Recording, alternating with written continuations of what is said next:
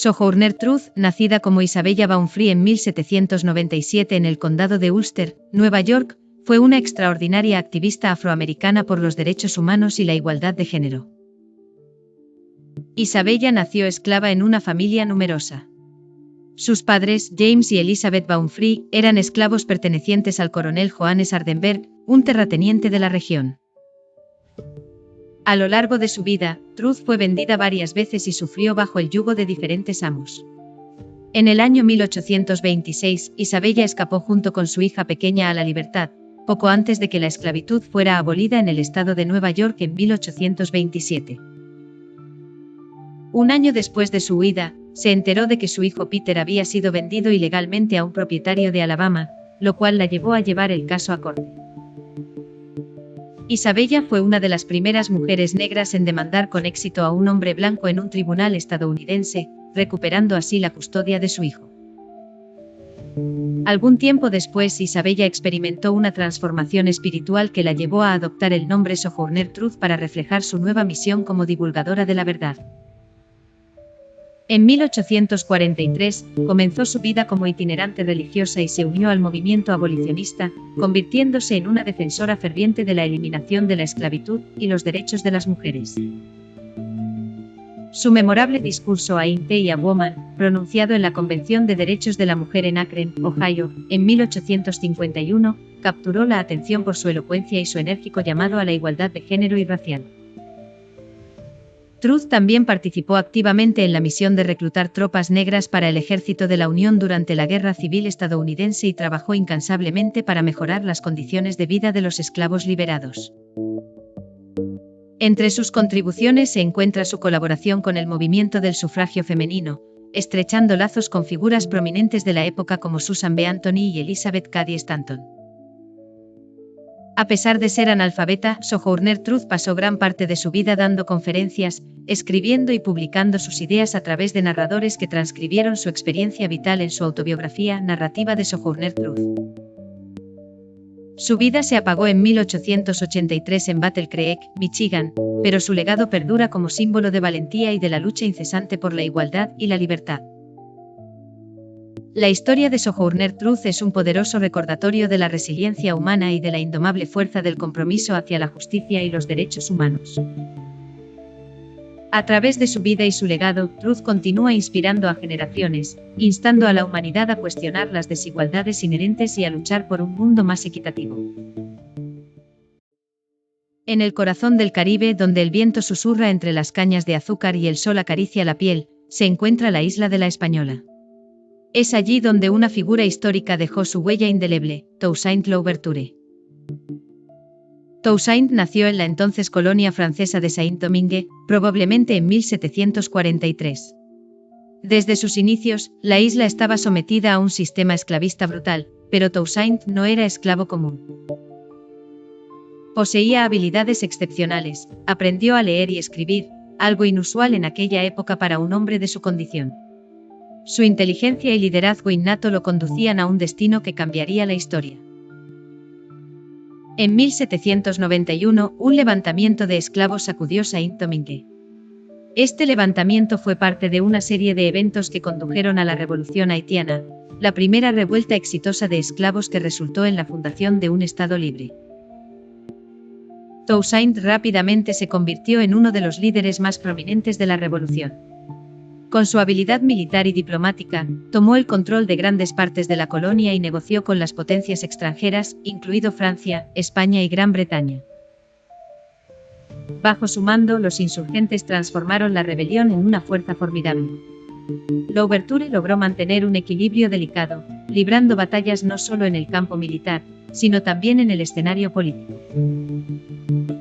En 1801 promulgó una nueva constitución para Saint-Domingue, autónoma del control francés, proclamándose gobernador vitalicio. Su visión era compleja, deseaba mantener vínculos con Francia, pero bajo condiciones que garantizasen la libertad de su pueblo. No obstante, su éxito y autonomía inquietaron a Napoleón Bonaparte. En 1802, Napoleón envió una expedición militar a la isla para restablecer el control colonial y reinstaurar la esclavitud. Toussaint fue engañado y capturado durante una negociación. Fue deportado a Francia, donde en 1803 murió encarcelado en el Fort de Haux, un castillo en las frías montañas del Jura.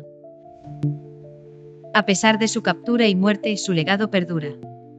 Las acciones de Toussaint Louverture inspiraron a miles y sentaron las bases para la independencia total de Haití en 1804 bajo líderes como Jean-Jacques Dessalines. Su lucha no solo desafió las cadenas de la opresión colonial, sino que también encendió una llama de libertad que resonó en todo el mundo. Louverture sigue siendo un símbolo de resistencia y liderazgo, recordado no solo como el arquitecto de la revolución haitiana, sino también como un defensor de la dignidad humana y la justicia social. Su vida es un testimonio de cómo un hombre nacido en la esclavitud pudo cambiar el curso de la historia, rompiendo las cadenas no solo de su pueblo, sino también las de futuros movimientos por la libertad. Emiliano Zapata nació el 8 de agosto de 1879 en Anenecuilco, un pequeño pueblo en el estado de Morelos, México. Desde joven, Emiliano fue testigo de las injusticias que sufrían los campesinos a manos de los grandes terratenientes y del gobierno, lo cual moldeó su carácter y convicciones. Zapata creció en el seno de una familia campesina, lo que lo llevó a conocer de cerca el trabajo duro del campo y las dificultades por las que atravesaban quienes lo cultivaban. En su juventud, Zapata se involucró en la política local. Se convirtió en un defensor de los derechos de los campesinos, abogando por una justa repartición y exigiendo la devolución de las tierras que tradicionalmente pertenecían a las comunidades indígenas, las cuales habían sido expropiadas para dar paso a las haciendas. El estallido de la Revolución Mexicana en 1910 brindó a Zapata la oportunidad de luchar por sus ideales. Se unió al movimiento revolucionario liderado por Francisco I. Madero, con la esperanza de que sus promesas de reforma agraria se materializaran. Sin embargo, tras el derrocamiento de Porfirio Díaz, Zapata se sintió traicionado cuando Madero no cumplió con la prometida redistribución de tierras. Desilusionado, Emiliano redactó el Plan de Ayala en 1911, un documento esencial para su causa, el cual proclamaba la restitución de las tierras a las comunidades indígenas y campesinas. A partir de ese momento, Zapata se proclamó líder del Ejército Libertador del Sur, movilizando a miles de campesinos que compartían su deseo de justicia social. Con el grito de tierra y libertad como lema, Zapata llevó a cabo una campaña militar en el sur de México, tomando haciendas y restituyendo la tierra a los campesinos. Su liderazgo y compromiso con la causa campesina lo convirtieron en un ícono revolucionario. A pesar de su popularidad entre la gente del campo, Zapata enfrentó la oposición de otros líderes revolucionarios y del gobierno central. En 1919 fue víctima de una traición y asesinado a balazos en una emboscada en la hacienda de Chinameca, Morelos. A pesar de su muerte, su legado perduró y su lucha por la justicia y la reforma agraria permaneció como una de las influencias más importantes en la historia de México. Emiliano Zapata es hoy recordado como un símbolo de la resistencia campesina y de la lucha por los derechos de los más vulnerables. Su vida y su muerte dejaron un impacto duradero en la forma en que México aborda las cuestiones agrarias y de justicia social. Chief Joseph, conocido como uno de los líderes más influyentes y respetados de la tribu Nez Percé, fue una figura prominente en la historia nativa americana. Nació en 1840 en lo que ahora es el noreste de Oregón, hijo del jefe Tuecacas, conocido como Old Joseph. Desde una edad temprana, mostró habilidades de liderazgo y un profundo sentido de justicia, características que lo consolidarían como una figura central en la lucha por los derechos de su pueblo. En 1871, a la muerte de su padre, Joseph asumió el liderazgo de los Nez Percé. Durante este tiempo, las tensiones entre los colonos blancos y las tribus nativas se intensificaron. A pesar de los esfuerzos de su padre por mantener la paz, el creciente deseo de los colonos de apoderarse de las tierras ancestrales de los Nez Percé culminó en la orden del gobierno de trasladar a la tribu a una reserva mucho más pequeña en Idaho. Rechazando la injusta orden de reubicación, Chief Joseph, junto con otros líderes, optó por llevar a su pueblo hacia el norte, buscando refugio más allá de la frontera canadiense. Esto dio inicio a la trágica huida que hoy se conoce como Guerra de Nez Percé de 1877, un conflicto que mostró tanto la resistencia y el sufrimiento de la tribu como su notable habilidad táctica frente a ejércitos mejor equipados. A lo largo de un arduo recorrido de más de 1,600 kilómetros, el pueblo Nez Percé enfrentó nieve, hambre y conflictos constantes con las fuerzas estadounidenses. A pesar de las adversidades, lograron derrotar a varios comandos y eludir a un ejército mucho mayor por un tiempo considerable. Sin embargo, el desgaste físico y emocional hizo mella. A solo unos kilómetros de la frontera canadiense, Chief Joseph se vio obligado a rendirse en el otoño de 1877. En su discurso de rendición, transmitió una profunda tristeza y resignación que todavía resuena hoy en día, con su icónica frase: "Desde donde sale el sol, no pelearé más para siempre". Después de la guerra, Chief Joseph se dedicó al activismo, abogando por el derecho de su pueblo a regresar a sus tierras natales y a vivir en paz. Aunque nunca se le permitió regresar a su hogar en Guayoba Valley, su lucha por la justicia convirtió a Chief Joseph en una figura emblemática en la historia estadounidense. Murió en 1904 en la Reserva India Colville en Washington, pero su legado como defensor incansable de los derechos de su pueblo sigue vivo. José Martí fue un destacado líder cubano, poeta, ensayista, periodista y político del siglo XIX.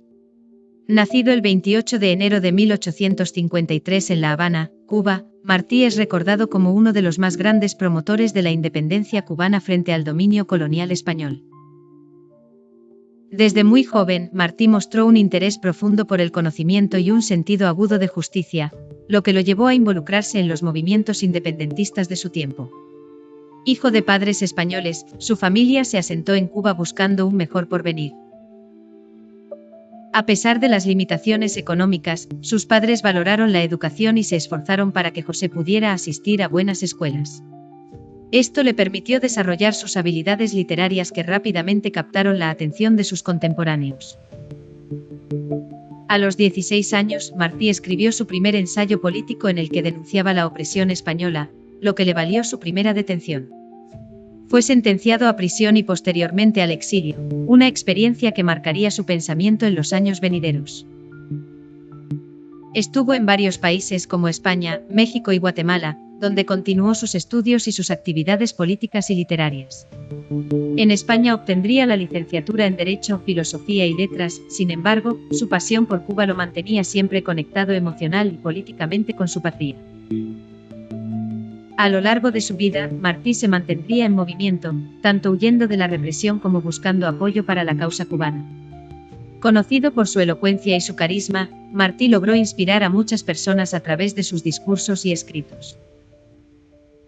Su obra Versos sencillos es una de las colecciones poéticas más queridas, de donde proviene el famoso verso: "Yo soy un hombre sincero, de donde crece la palma".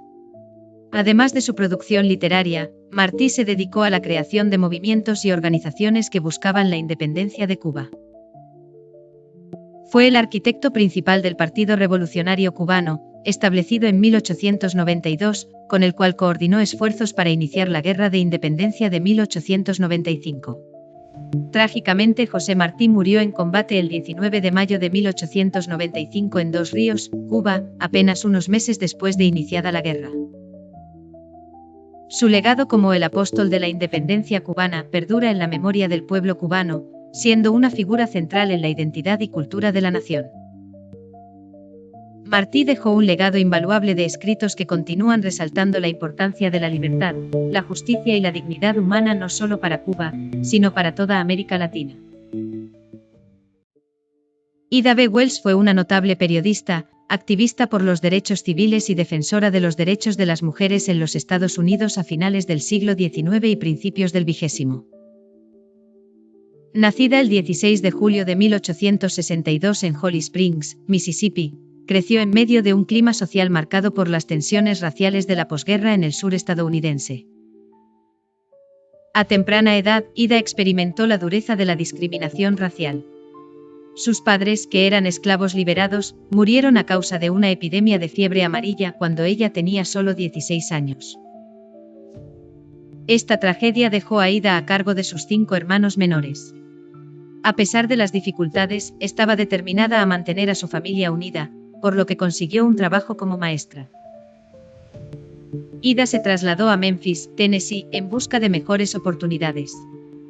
Fue allí donde su lucha por los derechos civiles verdaderamente comenzó, motivada por un incidente personal. En 1884 fue expulsada de un vagón de tren reservado para blancos, a pesar de tener un boleto de primera clase. Presentó una demanda contra la compañía de ferrocarriles y aunque inicialmente ganó el caso, la decisión fue revertida en apelación. Este evento encendió su pasión por el activismo y el periodismo.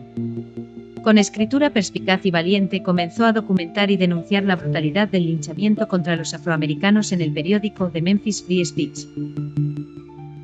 Sus investigaciones revelaron la verdad detrás de muchos de estos supuestos crímenes, que en realidad eran pretextos para mantener el control y la supremacía blanca. Debido a sus revelaciones y a las presiones recibidas, el periódico fue destruido por una turba enojada y Wells tuvo que abandonar Memphis por su seguridad. Esta amenaza no detuvo a Ida, quien continuó su cruzada contra la injusticia racial desde Chicago. Se unió a otros intelectuales y líderes afroamericanos de la época, participó activamente en la fundación de la Asociación Nacional para el Progreso de las Personas de Color, NAACP, en 1909. Estableció varios clubes de mujeres afroamericanas cuyo propósito era mejorar las condiciones sociales y económicas de su comunidad. Su valentía y compromiso se extendieron a la defensa del sufragio femenino, convirtiéndose en un puente entre la lucha por los derechos raciales y los derechos de las mujeres. Experimentó discriminación incluso dentro del movimiento sufragista, donde las mujeres afroamericanas a menudo eran marginadas. Ida continuó su activismo abogando por la plena inclusión y igualdad para todos. A lo largo de su vida, Ida B. Wells dejó un legado de resistencia y coraje frente a la opresión. Su trabajo sentó las bases para futuros movimientos de derechos civiles y su historia sigue siendo fuente de inspiración para activistas de todo el mundo. Falleció el 25 de marzo de 1931 en Chicago, pero su espíritu y determinación continúan resonando en la lucha por la justicia y la igualdad. Alice Stokes Paul nació el 11 de enero de 1885 en Mount Laurel, Nueva Jersey, en el seno de una familia cuáquera que valoraba profundamente la igualdad y la educación. Desde una edad temprana, Alice mostró interés en los derechos de las mujeres, influenciada por su madre, quien era miembro de la Asociación Nacional del Sufragio de Mujeres Americanas. Alice asistió al Swarthmore College, una institución cuáquera, donde estudió biología, aunque finalmente se graduó en ciencias políticas. Su insaciable sed de conocimiento la llevó a instalaciones académicas como la Universidad de Birmingham en Inglaterra y la Escuela de Economía y Ciencia Política de Londres. Fue en Inglaterra donde Alice se vio profundamente influenciada por el movimiento sufragista radical británico y conoció a líderes como Emmeline Pankhurst. Inspirada por la militancia y la determinación de las sufragettes, Alice adoptó tácticas combativas que usaría más tarde en su país natal. A su regreso a los Estados Unidos en 1910, se unió a la Asociación Nacional del Sufragio de Mujeres Americanas, pero pronto se sintió frustrada por su enfoque gradualista. Así, en 1916, fundó el Partido Nacional de la Mujer junto a Lucy Burns. Su método era novedoso para el contexto estadounidense, organizaron piquetes frente a la Casa Blanca, una táctica que ninguna otra organización de mujeres había adoptado hasta entonces. Sus activistas eran conocidas como las centinelas silenciosas, y a pesar de ser arrestadas y maltratadas, estas mujeres perseveraron.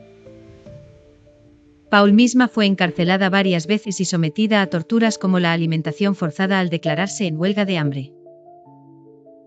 Esto generó una gran atención pública hacia la causa del sufragio.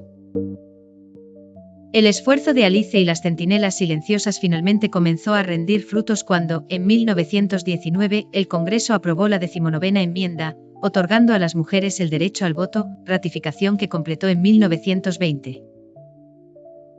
No obstante, Alice no descansó tras este logro. Continuó su lucha por los derechos de las mujeres promoviendo la igualdad de derechos, presentando la primera versión de la Enmienda de Igualdad de Derechos en 1923. La vida de Alice Paul es un testamento del poder que una sola voz puede tener para cambiar el mundo.